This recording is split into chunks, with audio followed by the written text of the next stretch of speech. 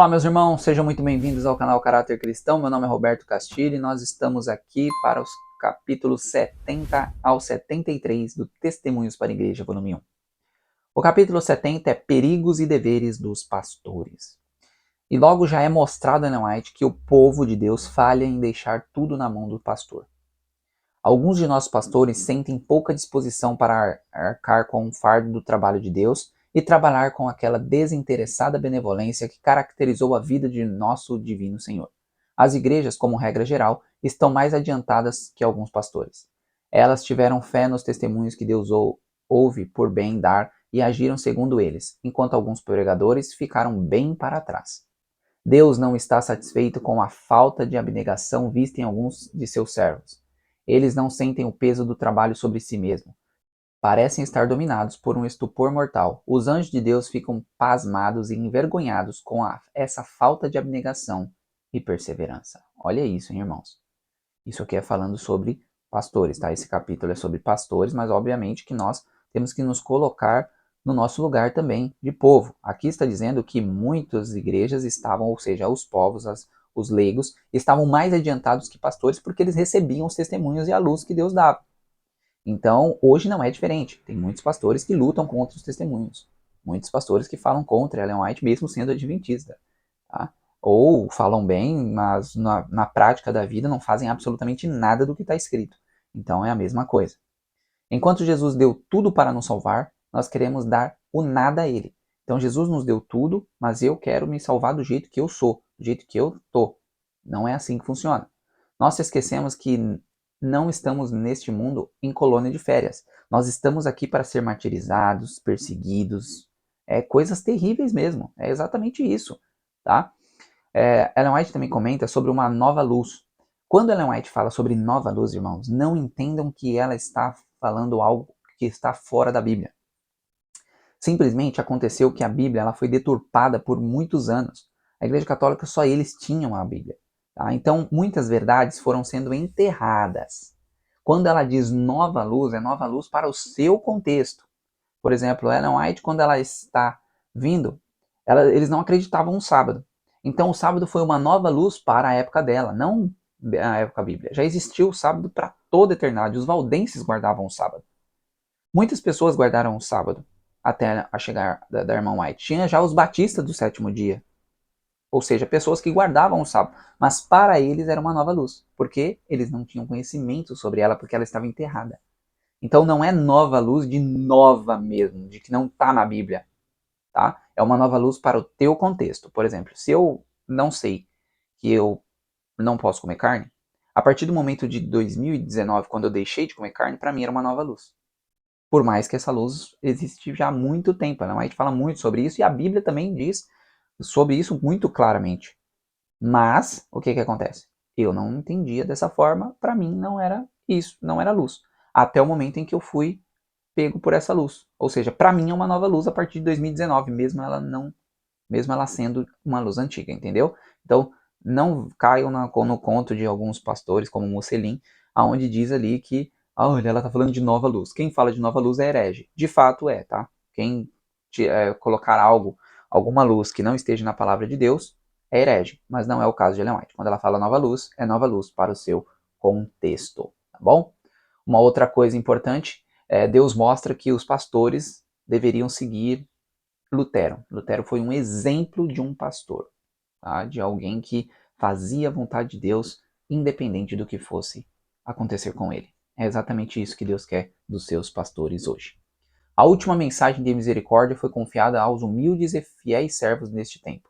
Deus tem guiado aqueles que não fogem da responsabilidade e os incumbe de deveres, e tem através deles apresentado ao seu povo um plano de doação sistemática, no qual todos podem empenhar-se e trabalhar harmoniosamente. Esse sistema foi posto em prática e funcionou admiravelmente. Alguns textos que não lhes eram perfeitamente claros à mente foram suficientes para sacudir toda a estrutura da verdade e obscurecer os fatos mais simples da palavra de Deus. Esses homens são pecadores mortais. Eles não possuem perfeita sabedoria e conhecimento em toda a Escritura. Algumas passagens estão além do alcance da mente humana, até o tempo em que Deus, em sua sabedoria, achar conveniente revelá-las. Satanás tem conduzido alguns por um caminho que termina em certa infidelidade. Deus não compele ninguém a crer. Eles podem escolher confiar as evidências que ele se dignou dar, ou duvidar, fingir e perecer. É importante entender isso, irmãos, porque muitos de nós caímos na incredulidade porque queremos saber mais do que Deus. Deus deu ali o que Ele quer que eu e você saiba. E nós queremos ir além. Por exemplo, as pessoas não conseguem entender Deus completamente, porque nossa mente é finita. E aí nós queremos achar uma forma de entender Deus, e aí nós eliminamos o Espírito Santo e eliminamos a personalidade de Cristo. E aí, o que é isso? Nós estamos completamente na mão de Satanás. Então isso é muito grave. Então vá até onde Deus revelou. Deuteronômio 29, 29. Pastores não andando na luz são mais usados para Satanás. Ela também diz que pastores têm que cuidar de não fazer o trabalho de Satanás. É preciso orar mais e vigiar muito mais, pois o pastor ele vai levar rebanhos para a vida ou para a morte. Deus não depende de qualquer humano para o avanço de sua causa. Ele está chamando e qualificando homens para levar a mensagem ao mundo. Ele pode aperfeiçoar sua força na fraqueza dos homens. O poder é de Deus. O sucesso do pastor não depende do púlpito, porque ele na igreja, obviamente que 99% vai ser bom, bem bom. O problema é na vivência.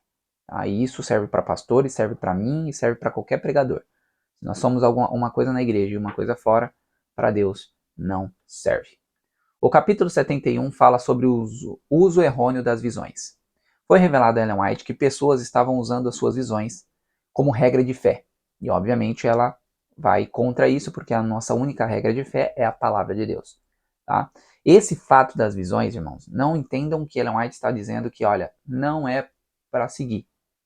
É um conselho, não é isso. Só que não pode ser usado como algo assim, se não fizer, vai se perder. E isso mesmo até na Bíblia. Nem mesmo se eu guardar o sábado eu vou ser salvo por isso. Então a mesma coisa ocorre aqui. As pessoas estavam colocando, ó, tá escrito isso. Se você não fizer, você vai para o inferno. Quem julga é Deus, não é eu e nem você. Então era isso que Ellen White estava querendo passar nesse capítulo 71. A razão por que há tão pouco do Espírito de Deus é que os pastores aprendem a trabalhar sem ele. Falta-lhes a graça de Deus, falta-lhes paciência e tolerância, falta-lhes um espírito de consagração e sacrifício. E essa é a única razão por que alguns estão duvidando das evidências da palavra de Deus. A dificuldade não está na palavra de Deus, mas neles próprios. Estão vendo? Então, o problema não é Deus, é nós que queremos continuar com os nossos erros. O capítulo 72 fala sobre pais e filhos. Foi mostrado que pais que têm a Deus ajudam os filhos rapidamente e acha que fez o que tinha que fazer. Então tem pais ali que ele chega e fala, eu fiz isso, eu fiz aquilo pelo meu filho, eu fiz aquilo outro, agora é com ele. Não é assim que funciona. Os pais lançam culpa sobre os pobres filhos e julgam-nos muito desobedientes e indisciplinados. As piores crianças do mundo quando a causa da perturbação se encontra neles próprios. Não devemos repreender com um tom fora do comum, ou seja, isso aqui é algo importante para nós, isso até para mim, porque muitas vezes a gente grita com os nossos filhos e não devemos gritar com os nossos filhos de maneira nenhuma, tá? Então, muitas vezes a criança, ela é até meio que tranquila, mas a criança ali, ela tá mal porque nós não estamos fazendo nosso papel de pai. E a gente joga tudo a culpa na criança. Outro texto muito grave diz o seguinte: os pais desculpam às vezes sua errônea conduta por não se sentirem bem. Sentem-se nervosos e acham que não podem ser pacientes e calmos e falar de maneira agradável. Assim se enganam eles a si próprios e agradam a Satanás, que exulta em que a graça de Deus não seja por eles considerada suficiente para vencer as fraquezas naturais. Pais, quando se sentirem irritados, vocês não devem cometer um pecado tão grande como envenenar toda a família com essa perigosa irritabilidade. Olha isso. Isso é muito duro, porque eu passo muita coisa nesse sentido, tá?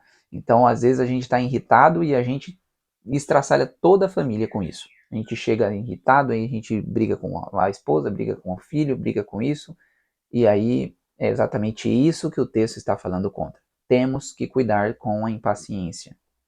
A mãe pode e deve fazer muito no sentido de controlar os nervos e o espírito, quando deprimida. Mesmo quando doente, ela pode, uma vez que se eduque, ser amável e alegre, e pode suportar mais ruído do que pensara outrora ser possível. Então, mais uma vez, colocando a questão de que às vezes a gente tá doente, às vezes as mulheres com a TPM, e aí ela joga a culpa na TPM. Eu tô na TPM, então eu posso falar, posso gritar, posso brigar, posso tudo. Não é isso que funciona, tá? A gente precisa o quê? Se controlar. Temos que ser misericordiosos com os filhos, como Deus é conosco. Satanás usa as crianças, é óbvio, elas não têm ainda aquele senso que eu e você temos, tá? De que é certo e errado. Então, eu e você precisamos educar a nossa criança. E Satanás, ele tem elas nas mãos por completo. Então, se eu e você não fizermos nosso trabalho, Satanás vai usar as crianças para nos tirar a paciência. Vi que Jesus conhece nossas fraquezas e partilhou ele próprio de nossa experiência em todas as coisas, mas sem pecado. Portanto, ele preparou-nos um caminho adequado à nossa força e capacidade. E como Jacó tem caminhado devagar segundo os passos das crianças e da sua capacidade de resistência, a fim de nos entreter pelo conforto de sua companhia e ser-nos guia perpétuo. Jesus, ele não despreza as crianças, ele ama as crianças. Então, não ache que as crianças estão sem Cristo, tá? Elas estão ali com ele, sempre por elas, mas eu e você somos os pais que devemos auxiliar e ajudar essas crianças a obterem um caráter digno da Canaã Celestial. O capítulo 73, o nosso último de hoje, o trabalho no leste. É um parágrafo só, então eu vou ler para vocês. Foi-me revelado que chegou o tempo para um trabalho mais eficaz no leste. Sente-se a necessidade de organização e ordem ali. Os pastores agora não serão mais obrigados a trabalhar sob circunstâncias desanimadoras como antes. Os anjos da misericórdia estão pairando sobre o leste. Disse o anjo: fortaleçam as coisas que permanecem. Proclamem a mensagem àqueles que não ouviram. Há alguns do leste que estarão em perigo de ir a extremos quando o Senhor reavivar sua obra entre eles. Esses devem lembrar-se de que o Senhor transferiu sua obra para o oeste, para humilhá-los e subjugá-lo, o espírito independente e rebelde que neles havia, e conduzi-los a prezar mais o esforço de seus servos fiéis. Então, muitos de nós ficamos sempre colocando, olha, aquela pessoa ela está fazendo um trabalho na igreja, mas a gente sempre está diminuindo o trabalho dela. Sempre está, não, olha isso, olha aquilo outro, olha, sempre botando um defeitinho, alguma coisa do tipo. E aí Deus faz o quê? Deus se retira, ok? Para o quê? Para que ela veja que as coisas estavam caminhando, só que ela não estava fazendo nada e só falando bobagem. Agora Deus se retira para ela ver que as coisas vão piorar muito, e aí ela vai perceber que, olha, eu que estava errado. Então é mais ou menos isso que o capítulo 73 quer falar para nós, tá bem? Bom, era isso que nós tínhamos para hoje. Espero vocês então num próximo vídeo. Que Deus os abençoe. Tchau, tchau.